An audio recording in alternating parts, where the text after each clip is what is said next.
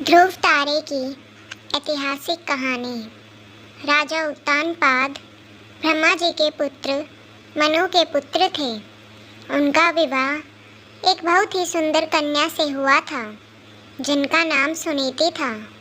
राजा अपनी पत्नी से बहुत प्रेम करते थे, लेकिन उन्हें कोई संतान नहीं थी। इसलिए रानी ने राजा को दूसरा विवाह करने को कहा। राजा अपनी पत्नी से बहुत प्रेम करते थे, इसलिए उन्होंने मना कर दिया और कहा कि दूसरी पत्नी के आने से तुम्हारा स्थान कम हो जाएगा। जिस पर सुनीति ने कहा, मुझे आप पर विश्वास है, ऐसा नहीं होगा। राजा को सुनीति की हठ माननी पड़ी और उन्होंने दूसरा विवाह कर लिया। उनकी दूसरी पत्नी का नाम सुरुचि था। विवाह के बाद जब सुरुचि महल आई, तब उसे राजा की पहली पत्नी के बारे में पता चला। यह जानने के बाद सुरुचि ने उत्तानपाद से कहा, जब तक आपकी पहली पत्नी वन प्रस्थान नहीं करेगी, वो महल में प्रवेश नहीं करेगी। यह सुनकर सुनीति स्वयं ही राजमहल त्याग कर वन में रहने चली गई। कुछ समय बाद राजा शिकार के लिए वन में जाते हैं और घायल हो जाते हैं।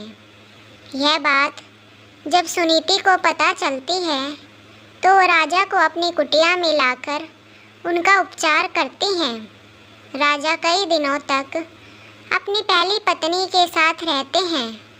उस दौरान सुनीति गर्भवती हो जाती है और उन्हें पुत्र रत्न की प्राप्ति होती है, जिसका नाम ध्रुव रखा जाता है, जिसके बारे में राजा को ज्ञात नहीं रहता। कुछ दिनों बाद राजा अपने महल में चले जाते हैं। वहाँ भी रानी सुरुचि को पुत्र रत्न की प्राप्ति होती है, जिसका नाम उत्तम रखा जाता है। कुछ समय बाद राजा उत्तानपाद को ध्रुव के बारे में पता चलता है। वो रानी सुनीति को महल में आने का आग्रह करते हैं, लेकिन वो नहीं आती। ध्रुव को कभी कभी महल भेज दिया करती। यह सब देख रानी सुरुचि को ध्रुव से घृणा होने लगती है। एक दिन ध्रुव अपने पिता उत्तानपाद की गोद में बैठा था। यह देख रानी सुरुचि को क्रोध आ जाता है और वो उसे धक्का देकर अपशब्द कहती है और उसे छोड़ी हुई स्त्री का पुत्र कहकर अपमानित करती है। नन्हा ध्रुव कुटिया में आकर माँ को पूरा घटनाक्रम सुनाता है। तब माता सुनीति उसे समझाती है, बेटा, अगर कोई बुरा कहे तो उसके बदले में उसे बुरा मत कहो, इससे तुम्हें ही हानि होगी। अगर तुम अपने पिता की गोद में ससम्मान बैठना चाहते हो तो भगवान विष्णु की उपासना करो, वो जगत पिता हैं। अगर बैठना है तो उनकी गोद में बैठो। बालक ध्रुव के मन में यह बात बैठ जाती है और वे यही भाव लिए यमुना तट पर नहाने जाते हैं।